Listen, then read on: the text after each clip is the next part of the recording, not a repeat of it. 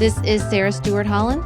This is Beth Silvers. You're listening to Pantsuit Politics. Sarah is back from leading a Common Ground pilgrimage just in time for a whole bunch of meetings. We're going to talk about all the president's meetings today on the war in Gaza, on government funding, and as he puts it, on esprit de corps in the U.S. military. Then we'll discuss the indictment of former FBI Director James Comey, and we'll wrap all this delight up with some actual delight by hearing about Sarah's time in England. If you find today's show helpful, we hope that you'll share it with a friend. And if you've not already subscribed, make sure you do that on whatever platform works best for you. YouTube, a podcast player, Substack. To join the conversation, you can always email us at hello@pantsuitpoliticsshow.com or interact with other listeners by joining us over on Substack. We love hearing from all of you as we make our way through the news together. Next up, let's talk about all the big meetings.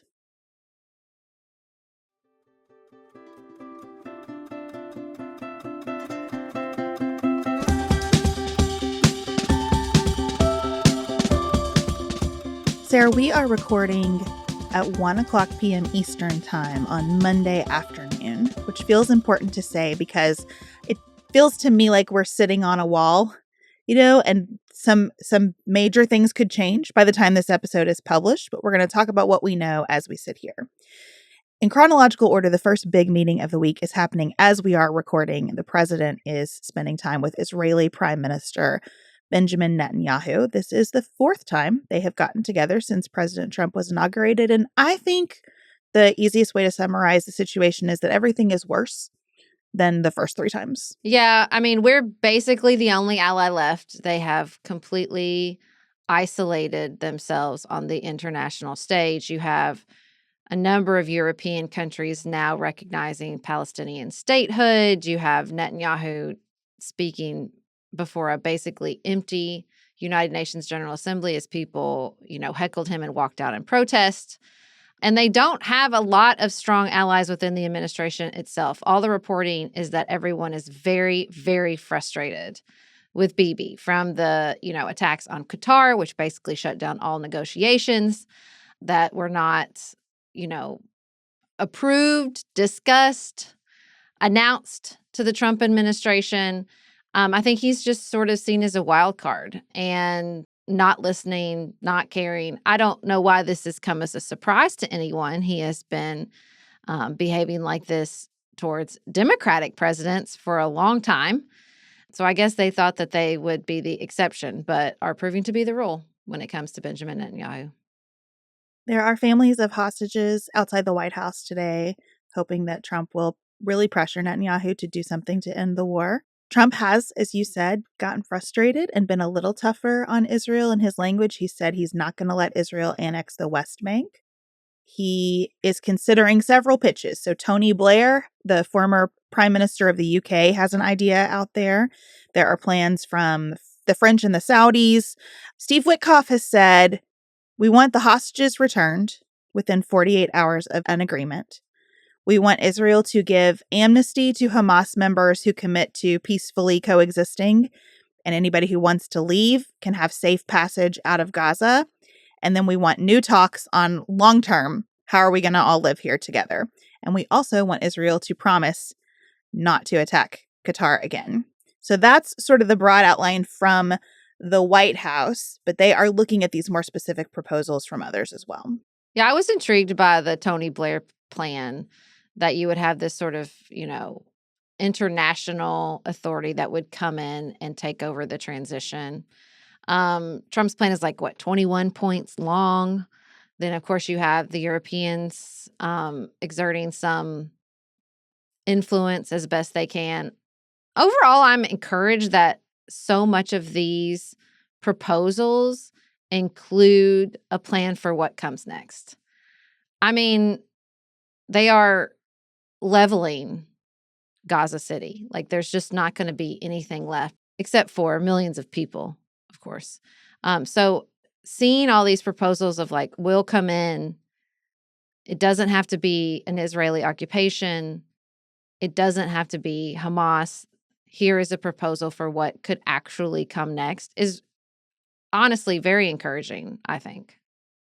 I think the inclusion of the Palestinian Authority in these plans is encouraging as well. Now, I know that's not a perfect organization, but it feels like all of the plans from overseas, at least, recognize that we are moving in the direction of Palestinian statehood and elections and real representation for the people of Gaza as part of this rebuilding process. So I very much hope it happens. My expectations for this meeting with Netanyahu are quite low, but I'm hopeful that he is starting to feel the mounting pressure from the international community. Oh, you're more optimistic than I am. I don't think we're moving towards Palestinian statehood. I think that is very, very far away and not anything that the current Israeli government or even power players would cotton. I just think that people stepping forward and saying, here's how we can just have it become a semi-functional place people can live is encouraging. Like, just a discussion of some sort of transition time to me seems optimistic. But I think, whatever the posturing of these European countries as far as Palestinian statehood, I think it is just that. I think it is just a desperate, but seemingly effective in that it's moved the ball a little bit, effort to open up the negotiations or further the conversation. But as far as like moving towards Palestinian statehood, I wish I was that optimistic. I am not. I think a lot of things seem impossible until they happen gradually and then all at once.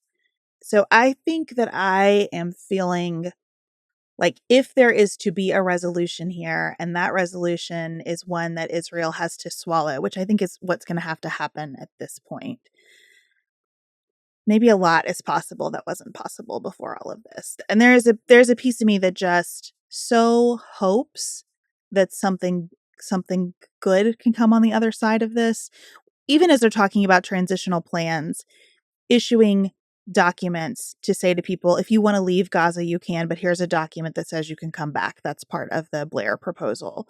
The French and Saudi plan talks about this umbrella of the Palestinian Authority, moving toward elections, having some kind of uniting of the West Bank and Gaza. I don't know. It just feels to me like there could be something good on the other side of this. I'm not saying it's going to happen fast or be easy or be perfect, but I am somewhat hopeful. I mean, I think with all of these meetings, it will depend on Trump's ability to hold the line and to exert real consequences on the Benjamin Netanyahu and his government when he says you will not be able to occupy the West Bank. They already are. Are you going to do something about that? They are already exerting that level of control, and that's certainly within their scope or plan or strategy. And so I don't know how much pain the Trump administration is willing to place on the Benjamin Netanyahu government if they do not meet any expectations. I mean, there's a lot of, off the record reporting that they're all frustrated. They're all done with him. To me, the more encouraging thing is that you have these pieces of MAGA that are also done. I thought the New York Times reporting on Marjorie Taylor Greene and how she's, illustrative of this part of the MAGA movement. And one of the issues is the strong position that there is genocide taking place in Gaza. And so, I don't know if it'll be the pressure put on the Trump administration from that wing of the MAGA movement. I don't know if he personally will hold the line. I have never seen a lot of examples of him doing that. I mean, he dances and he negotiates and he backs off and he sends somebody else and he talks out of both sides of his mouth. I don't think that's going to work here. And so I think his ability or desire or, I don't know, end of the road mood, vibe with Netanyahu, the reporting is that Jared Kushner is now involved. He's very frustrated. Witkoff is very frustrated. So I don't know if everybody's frustrations will actually lead to a line in the sand that they'll stick to. I've never really seen them do that before, so I'm not particularly hopeful. But I think that's what it will require. Well, I imagine that meeting will be influenced significantly by other competing pressures that he feels, one of which has to be the fight over government funding. It is looking right now like we are still pretty well nowhere on a deal to keep the government open after tomorrow. After the Netanyahu meeting, Trump is scheduled to meet with the so-called Four Corners, the top Democrats and Republicans from the House and the Senate. Everybody seems pretty dug in, though. Republicans just want a clean, continuing resolution through November 21st, so 7-ish more weeks of funding at the current levels. Democrats want a number of things, but I think mostly to get something for votes to help keep the government open. Yeah, I was struck by Schumer, the minority leader in the Senate, sort of brushing off Trump's threats, backed up by Russell Vought at the Office of Management and Budget, saying we're going to take our moment. We're going to have these mass layoffs. We're going to get the federal government in the way that we've always really wanted to. And Schumer was like, yeah, but we'll sue and everybody will get placed back in their positions. And I thought, well, I don't know if that would happen. But I thought his sort of dependence on lawfare to fix whatever happens over the course of a government shutdown was interesting. I think what's hard right now is that the low engagement Americans, the passive news consumers, are not paying attention to this, if they even know it's on the table. I would guess most people don't even know a government shutdown is this close. But it's those people that matter as the government shutdown continues, and we see who feels like the pain has gotten strong enough. I mean, a Republican Party that is just so locked in with Donald Trump makes a government shutdown very difficult to navigate, I think, as a minority party. But then you do have, those fringes we were talking about, like Marjorie Taylor Greene and Thomas Massie and Rand Paul. But I don't know if those fissures are really about anything touched by a government shutdown, or if they're other things they're picking out, and they'll just be good foot soldiers as much as they are in any other government shutdown. I don't know. I just think that it's really hard to tell, because right now who's engaged with this on both sides are political people, and that's ultimately not what's going to decide that the pain has gotten strong enough that we need to end any government shutdown. Political people, and also people who work for the government. And as we noted during the heyday of Doge, people who work for the government do live in a lot of communities across the country. There are fewer of them now than there were in January. But I wonder if that continued drumbeat from people who work for the government of unhappiness will start to have more of an impact in communities, especially if they're saying, we're not getting paid. We expect to see more resignations from the federal workforce this week, according to some reporting from The Guardian. I think there might be enough to kind of bubble up to the surface here for non-political people. The main problem that I have, thinking about our conversations leading up to this point about what Democrats need to do, the main problem that I have sitting here today is that I tried to find the simplest communication of Democratic priorities in these negotiations that I could. And it sounds like a permanent extension of tax credits for health insurance bought on the marketplace, the rolling back of Medicaid restrictions from the Big Beautiful Bill, and restoring funding for public broadcasters. And I feel like that is a bad list of reasons to walk into a negotiation over government funding with.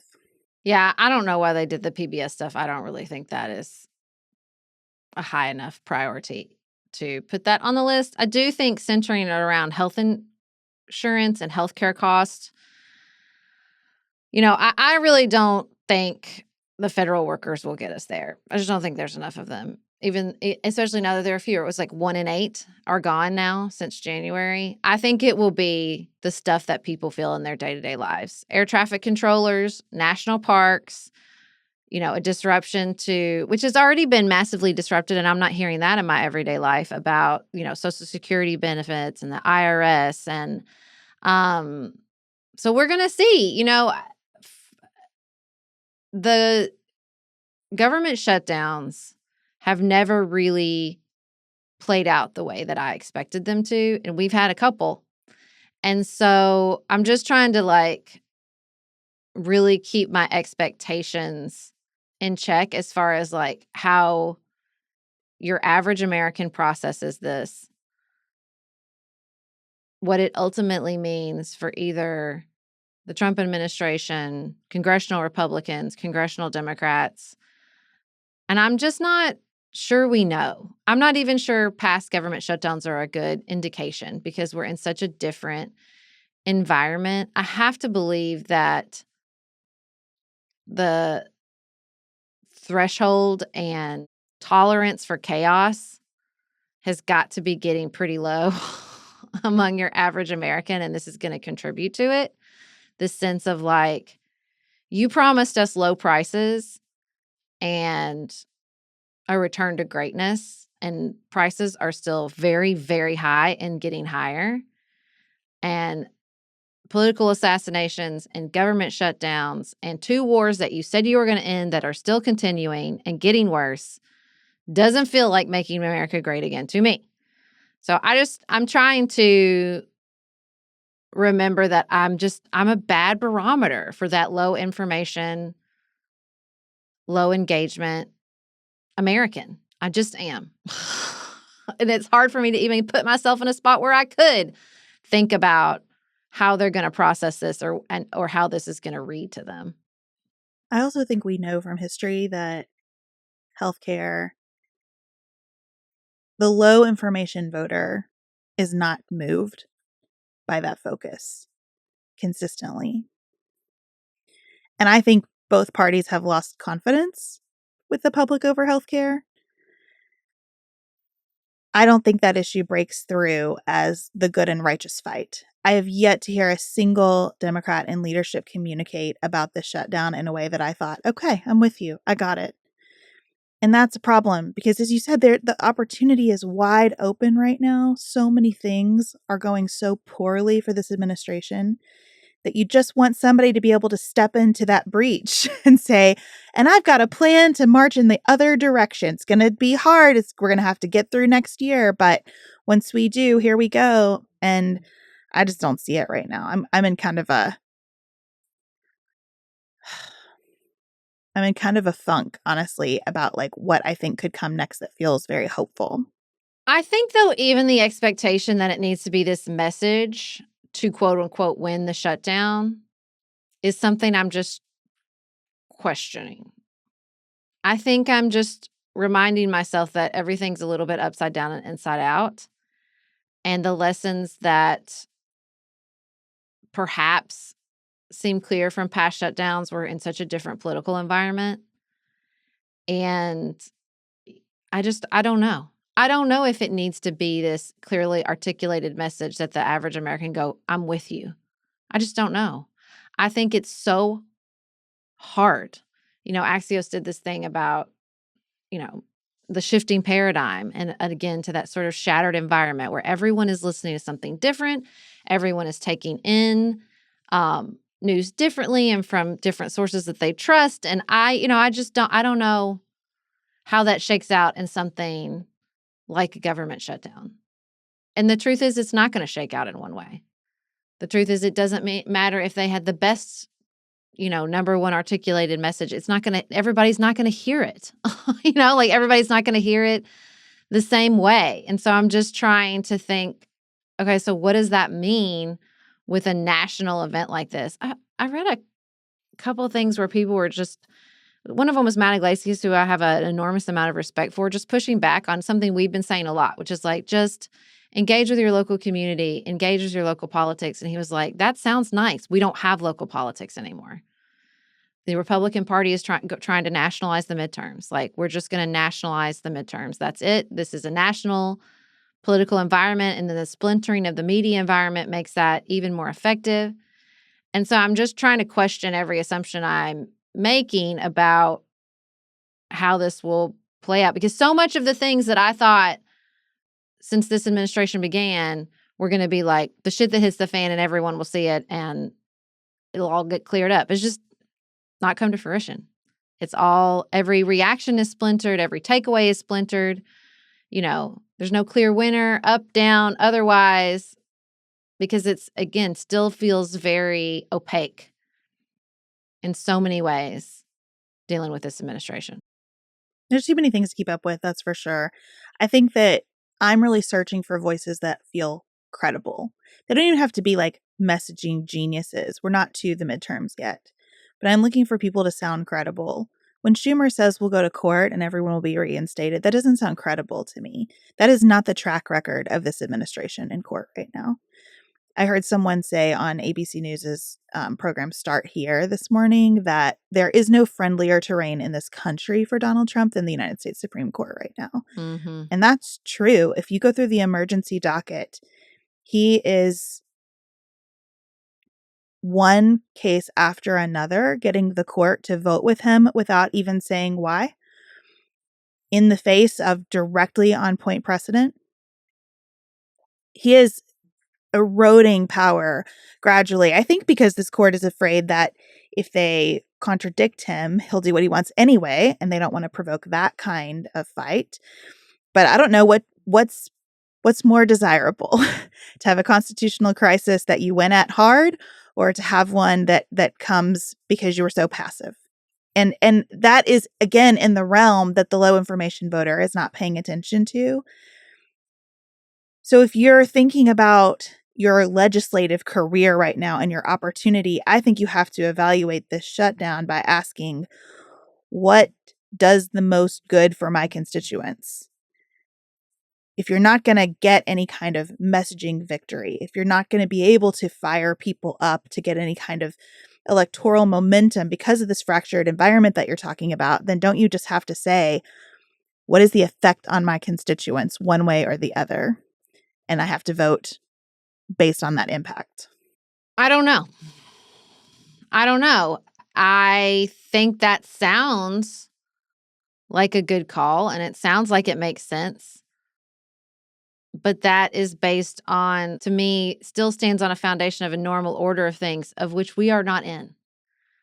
And it does feel like the more extreme the situation becomes, and the more we're talking about the basic functions of our government, and this clearly articulated desire from Russell Vought and the Trump administration to exercise a unitary executive, to basically make the other two branches of our constitutional democracy superfluous, then don't we move from less a delegate where I just do what my constituents want me to do to more of a trustee, that I have to do what I am called to do as this representative? I'm not here just to,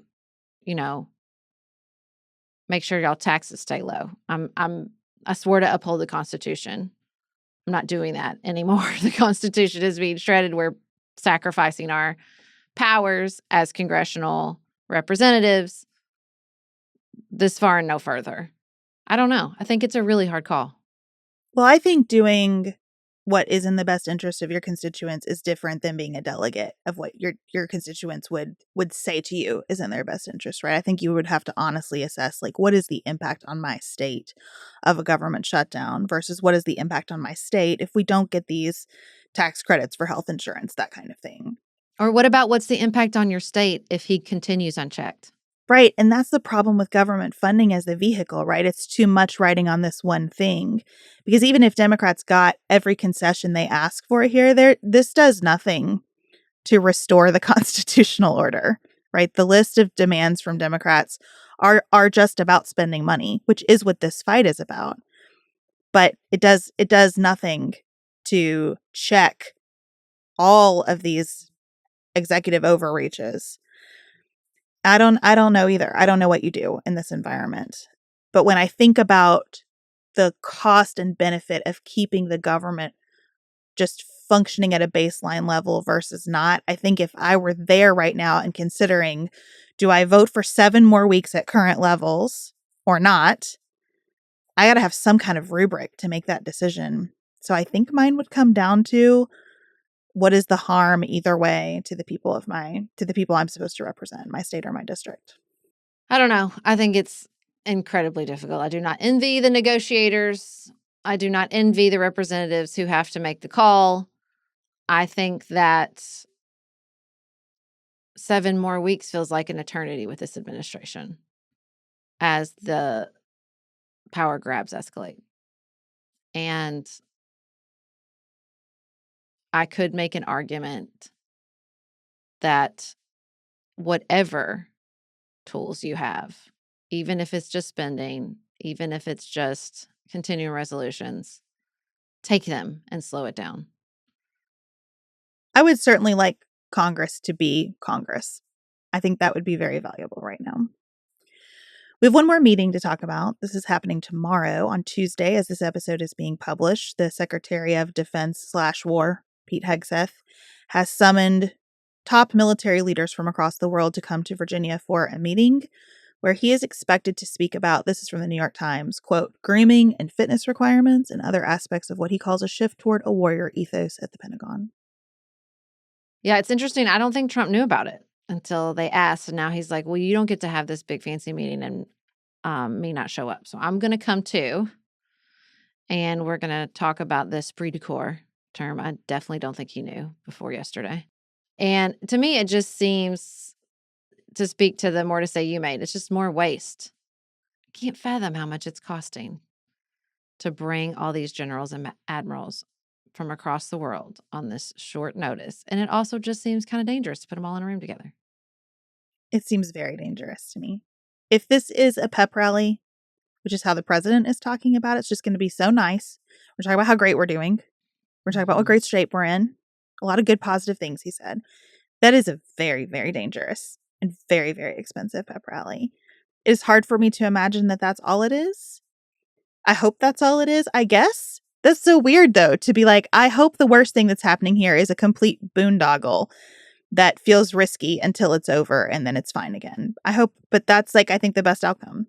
It's not hard for me at all to imagine that because Pete Hegseth is in charge and boondoggle seems to be his one operating principle at the Department of Defense. It's been a shit show from the beginning and only through intimidation, firing, lie detector tests, and just complete obfuscation has he maintained his job at all. And just because Trump keeps backing him up. I mean, that's just the long and short of it, right? Just Trump keeps backing him up. I think that the most clear understanding I have of Trump's mentality about his second term so far is that he does not want the stories of revolving door, palace intrigue, staff chaos. And I think that's the only reason that Pete Hegseth has hung on, because Trump just doesn't want to have that be where the media attention is this time around. I got to think Susie Wiles is a big piece of that too. I think that's probably right. And I think that Pete Hegseth will do literally anything to stay in good enough graces.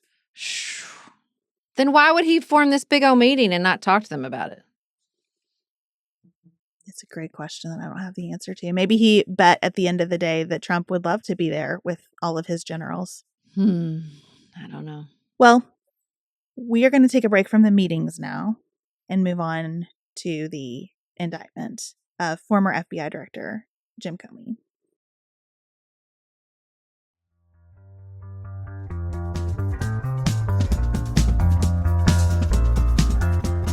Sarah, I have read too many indictments over the last few years. What I can say nicely about this one is that it's brief. I was going to say, good news. This one's super short. Yep, just barely 2 pages. Mm-hmm. No detail at all. We have 2 counts here that together carry a 5-year prison sentence if Comey were convicted. And it all boils down to him answering a single question from Senator Ted Cruz at a hearing in September of 2020. That's why this was rushed to get done, because the statute of limitations was about to expire. So they had to bring it now, or they wouldn't be able to bring it. Well, the statute of limitations on what we're talking about has fully expired because we're talking about shit that went down in 2015 and 2016. And they have to pin it on this weirdly worded question from Senator Cruz about 2016 in 2020 in order to barely slide through the statute of limitations. I read the New York Times write-up about the factual path for what they're trying to pin on him 3 times. And I'm still not sure I could explain it to you. It's so convoluted. Mind you, the standard for federal prosecutors is not to bring anything you don't think you can win, and you think you can win this on 2 pages from a question in 2020 that's really about a situation in 2016. Okay. Sounds good.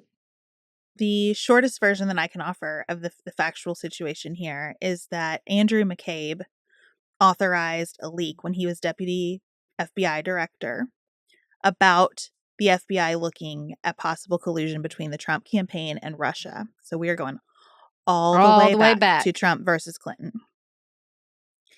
After the fact, McCabe says he told Jim Comey about it. In this hearing, Ted Cruz says, "Did you authorize anyone to leak to the Wall Street Journal about this investigation?" And Comey says no. And Comey's been pressed on it a number of times. He always says no. But he misspoke too. He didn't just say did you authorize someone? Ted Cruz misspoke in this damn question, making it even more confusing. I think the central fact that makes this a tough prosecution is that Andrew McCabe never said, "Comey told me I could do it." That would seem to be the missing piece here of how you prove that Comey did the thing and knew he had done the thing and then lied to the Senate about doing the thing. These 2 counts are both related to that one incident. So one count is lying to the Senate and the other is in perjuring himself that he obstructed the Senate's proceeding. But you have to prove the lie to even get to that second charge. And look, I think I want to engage fairly with the critique. Because what they're mad about is the Russia investigation. Which, look, all the Inspector General's reports, Durham's report, they're not glowing. They pursued this in the face of lacking evidence. They were briefing the Clinton team, treating them completely different around their Russia investigation. There is some there. And this whole sort of structure is kind of a Comey special. This is what he would do. When he couldn't get to what he wanted to charge people with, he would charge them with lesser things like obstruction. It's what he did with Michael Flynn. It's what he did with Martha Stewart. Okay, so there's some there. James Comey is not above critique. I personally have a lot of critiques of James Comey, particularly that press conference. But I mean, the red flag, you don't have enough to do what you want to do.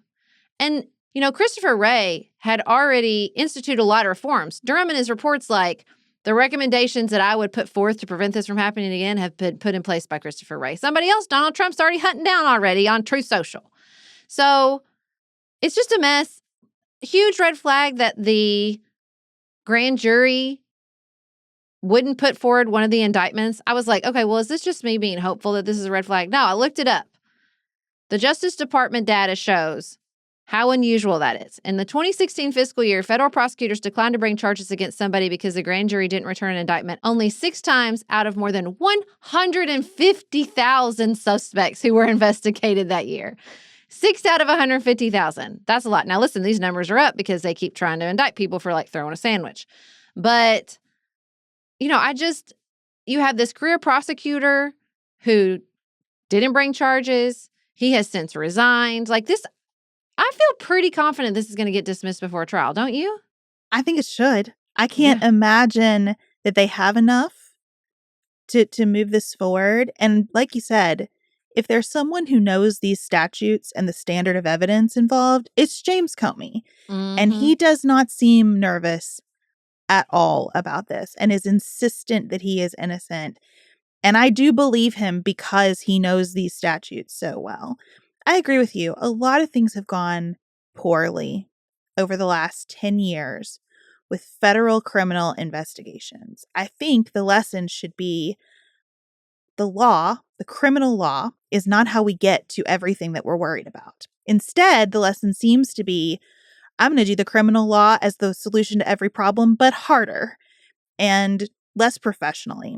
And I am concerned about it, but I also do believe the justice system is hanging together enough that something that appears this thin goes nowhere. And look, if he did it and they are able to prove it, then that is just what it is, right? Like I'm not here to say you should never indict someone who had some kind of political position. That's not how I feel at all. If he did it, fine. It just looks to me like they don't care if he did it or not. They just want to make people miserable because they feel they've been made miserable. Yeah, they're out for revenge. I mean, however confident he is, this will cost a lot of money. Also, they fired his daughter, who was a career prosecutor in the Justice Department, based solely, I think, on the fact that she was his daughter. I think these political criminal prosecutions are really problematic. And surely we can come to that conclusion together across parties based on the evidence of the last 10 years. And whether the justice system is holding it together, perhaps, but the Justice Department is not. No. The Justice Department is in deep trouble, not just because you have all these career prosecutors resigning, but because the idea that the Justice Department is not the revenge department for the president, I think is over. I think we can safely say that quote unquote norm that held on through the first administration, where you had career prosecutors threatening mass resignations and kept him mostly in check, those days are over. He is unchecked. Pam Bondi works for him, not for us. And Pam Bondi is pursuing his revenge list, not anything related to the actual priorities, harms, victims among the American populace. On Monday's episode of More to Say, which I make for our Substack subscribers, I talk about all of these instances in which President Trump has fired someone who's in a position that is supposed to have a specified term under law. So these agencies that Congress creates to be somewhat independent usually appoint people for a specific term, and they can only be fired for enumerated causes. And Trump has fired all kinds of people for not enumerated causes, mostly because they're Democrats. Or if you happen to be a Black woman, you're fired because you're DEI and that's not consistent with our priorities, whatever. But none of them have been fired for causes that are allowed under the statutes. And the Supreme Court just keeps rubber stamping that. And what I see as the container around all of this is Project 2025. Yeah. The way that people have characterized Project 2025 to be everything they don't like, to me, misses the underlying driving sentiment, which is that representative democracy here today is best expressed through presidential elections. That's what people pay the most attention to. That's when the most people vote. And so the president is the single hallmark of public will. And so what the president wants goes. And we shouldn't have independent agencies of any sort, because independent is just papering over elite, unaccountable, all of the worst of the administrative state, right? The deep state is what is papered over by the word independent. And so the Justice Department on the Project 2025 roadmap is supposed to become the president's lawyers, because the president is the embodiment of what the country wants in that worldview.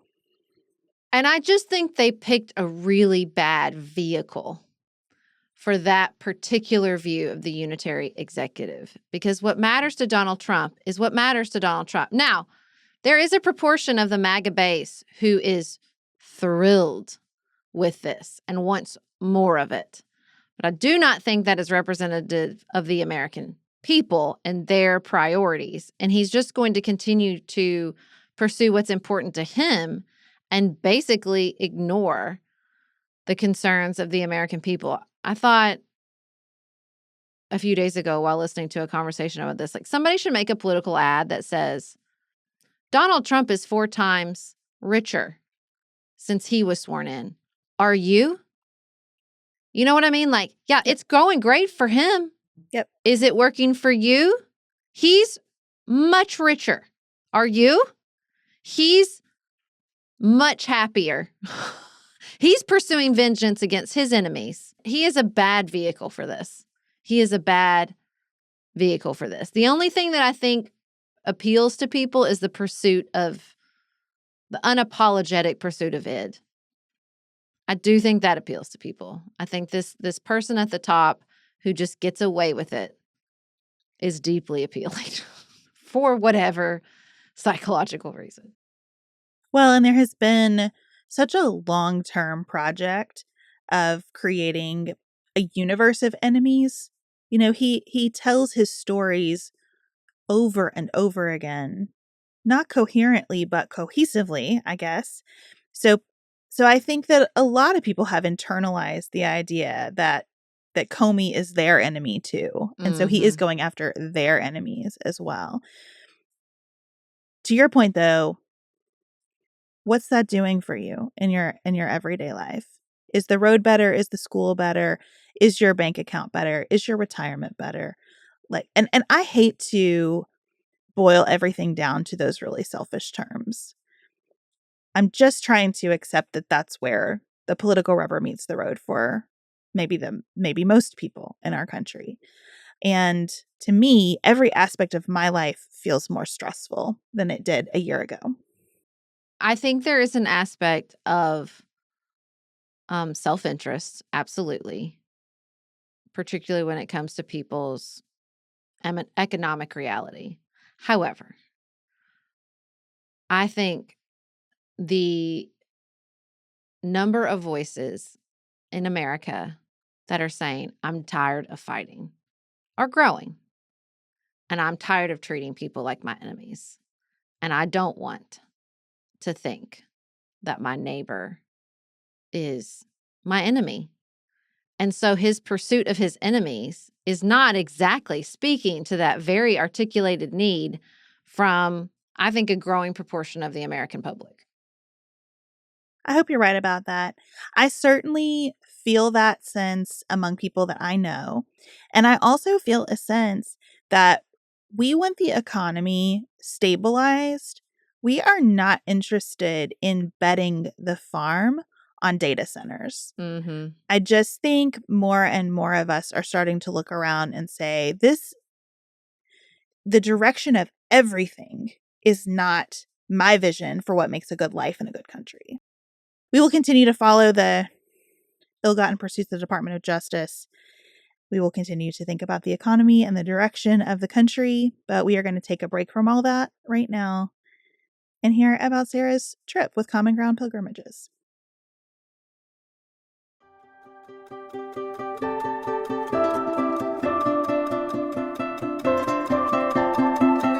Sarah, I saw some of your pictures, which to me did speak 1,000 words, that it was just lovely and peaceful and wonderful to be away with a group of people talking about Pride and Prejudice.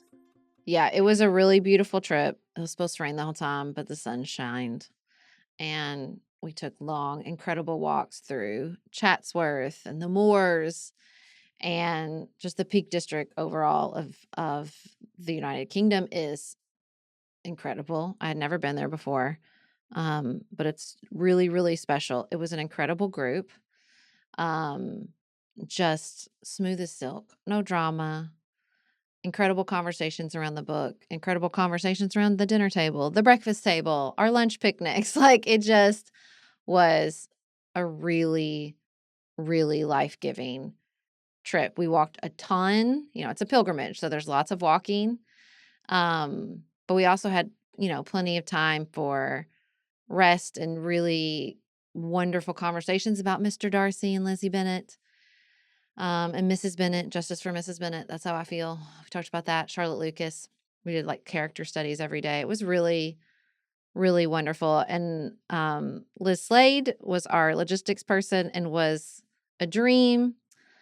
And Liz Oldfield, who was our chaplain and just, was such a love. And I think our listeners would really, really love her. She has a book called Fully Alive, Tending to the Soul in Turbulent Times, and an incredible podcast called The Sacred that I think our audience would really, really love. And it was really no notes, man. No notes. Just so great. I know a couple members are already like, ooh, I think I'm going to need to come on Emma because I'm working on another Common Ground pilgrimage around Emma, the first one ever, Jane Austen's novel, in May. So if this is appealing to you, check that trip out. Beth and I are doing one together around Frankenstein next month. That's sold out. You're doing one around Little Women. That's sold out. But Emma is still available next May if you think a Common Ground pilgrimage would be for you.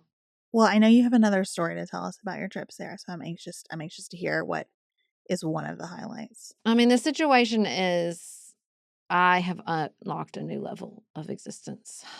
If you listened to our interview with Jen Hatmaker around her incredible new memoir, Awake, you know that Jen shared an articulated dream. I think we should use the audio here. She talks about comforting a baby.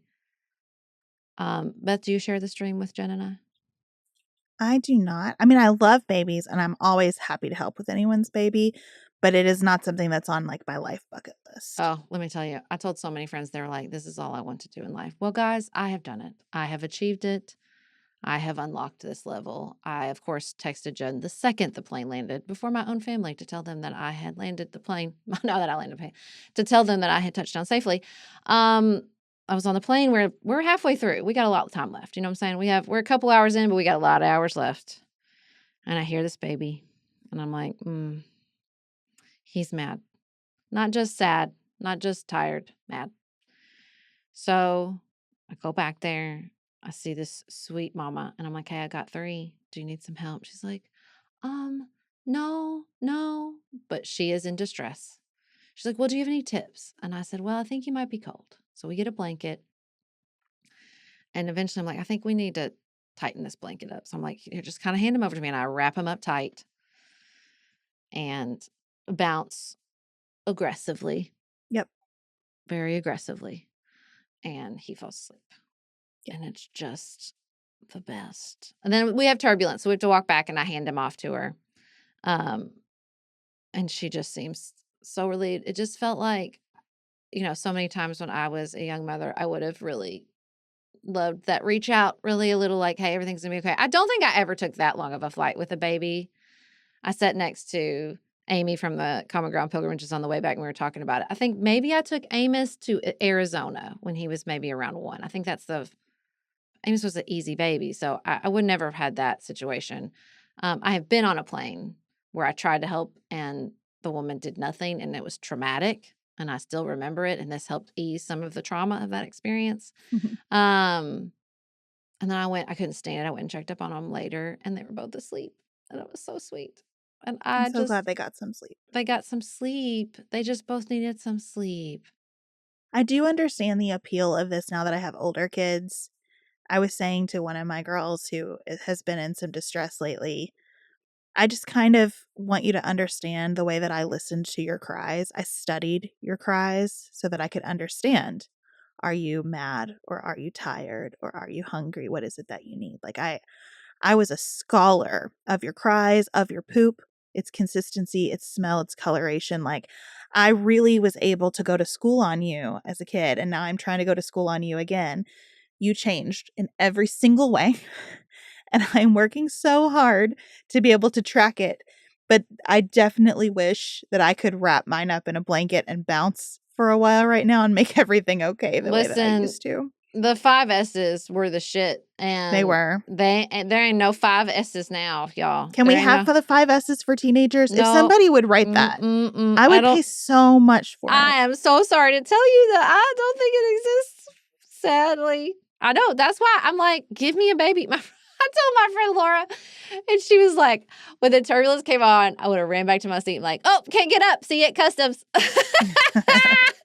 Like, the holding a sleeping baby and just like, I mean, to me, it is like, it's just keys in a lock. You just have to get everything kind of put in the right place. And then, I mean, it wasn't a minute 30, 2 minutes. Well, once your body has that muscle memory of how to hold and bounce, it's pretty good. And she, bless her heart, nobody was like offering to bring her anything. Like, I don't know if she was by herself or not, but like, and then you get in this spot where you feel stuck. Like, well, he's crying. I don't want to get up and get something that make it worse, because he'll cry all the way by every row where people are sleeping. So she just felt, she was in the back of the plane. I think she just feels stuck, Yeah. So, I just couldn't take it anymore. Well, And good for you for helping, and good for her for saying yes to help. Yeah. More people saying yes to help. Yeah. She was, I think she just was like, you could see like the sort of hesitation, but I was like, hey, I came back here because I wanted to help, like, we'll figure this out. You're his mama. You got this. Like, it was the great. Nicholas was like, you spent 10 days in England, and the best thing that happened to you was holding this baby. And I'm like, yes, it was pretty awesome. Maybe just because it was like the finale of an already incredible experience. But it was a hell of a finale. I got to tell you that. Yeah, that's great. Well, glad you had fun. Glad you're back.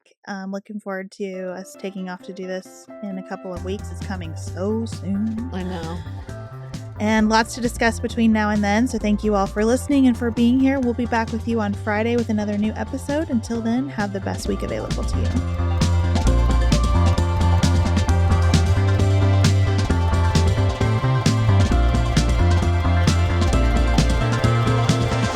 Pantsuit Politics is produced by Studio D Podcast Production.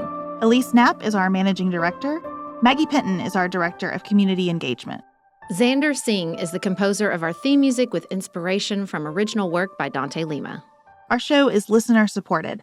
Special thanks to our executive producers: Martha Brunitsky, Allie Edwards, Janice Elliott, Sarah Greenup, Julie Haller, Tiff and Jess Hassler, Emily Holiday, Katie Johnson, Emily Helen Olson, Barry Kaufman, Catherine Vollmer, Lori Ladow, Lily McClure, Linda Daniel, Tracy Putoff, Sarah Ralph, Jeremy Sequoia, Katie Steigers, Karen True, Annika Uvaline, Nick and Elisa Valelli, Lee Shea McDonough, Morgan McHugh, Jen Ross, Sabrina Drago, Becca Dorval, Christina Quartararo, Shannon Frawley, Samantha Chalmers, Crystal Kemp, Megan Hart, The Adair family. Jenny Francis, Leanna Pilgrim Larson, The Monene family, Ashley Renee, Michelle Palacios, Catherine Jardine Kness, Jessica and Brandon Krause, Veronica Samuelidis, Suzanne Dickinson, Michelle Dean, Emily Ott, Dave and Beth Gaines, Hillary Wentworth,